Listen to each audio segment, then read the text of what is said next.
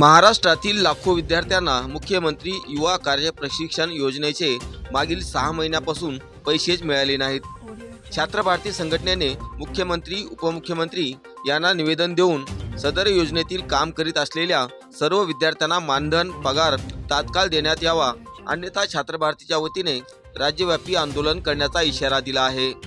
छात्र भारतीचे राज्य कार्यवाह अनिकेत घोले यांच्या नेतृत्वाखालील शिष्टमंडळाने संगमनेर प्रांताधिकाऱ्यामार्फत मुख्यमंत्री देवेंद्र फडणवीस यांना निवेदन देण्यात आले आहे।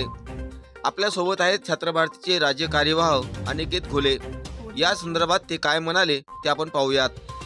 सरकारने गेली 6 महिन्यापूर्वी साधारणतः निवडणुकीच्या अगोदर मुख्यमंत्री युवा प्रशिक्षण योजना सुरू केली। ही माझ्यासोबत जी सगळी विद्यार्थी आहेत ती ग्रामपंचायत लेवलवरती युवा प्रशिक्षक म्हणून काम करत आहेत। हे अत्यंत दुर्दैवाने सांगावं लागतं की गेली 6 महिने ही सगळी मुलं काम करत आहेत, परंतु यांना कुठल्याही प्रकारचा मानधन किंवा पगार मिळालेला नाहीये। निवडणुकीच्या अगोदर अशी लाडकी बहीण योजना असेल किंवा युवा प्रशिक्षण योजना अशा योजना काढल्या गेल्या, परंतु जेव्हा युवकांची मतं मिळवायचं एक प्रलोभन दाखवली आणि आम्ही रोजगार देतोय, आम्ही त्यांना पैसे देतोय आणि त्या युवकांची मतदान मिळवून घेतलं आणि परत सत्तेमध्ये आले आणि सत्तेत आल्यानंतर त्या युवकांना जे मतदान दिलं त्या युवकांना विसरून गेले।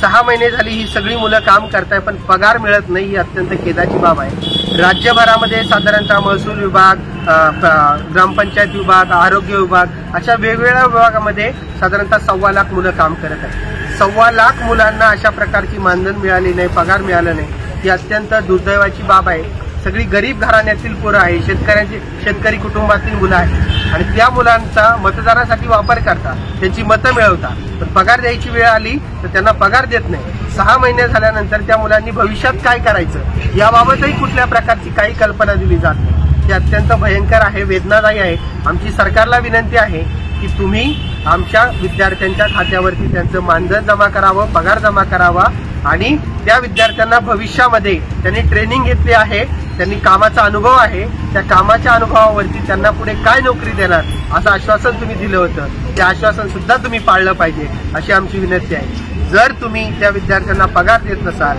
तो मानधन देत नसाल, वेळ काढूपणा करत असेल आणि फक्त मतदानासाठी लोकांचा तरुणांचा वापर करत असेल तर छात्र भारतीच्या वतीने तुम्हाला आम्ही इशारा देतो की आम्ही महाराष्ट्रभर आंदोलन घेऊन जाऊ आणि जोपर्यंत तुम्ही मानधन देत नाही, विद्यार्थ्यांना पुढच्या रोजगाराची व्यवस्था उपलब्ध करत नाही, आश्वासन देत नाही, तोपर्यंत आम्ही मागे हटणार नाही। आम्ही शेतकऱ्यांची पोरं आहोत, कष्टकऱ्यांची पोरं आहोत।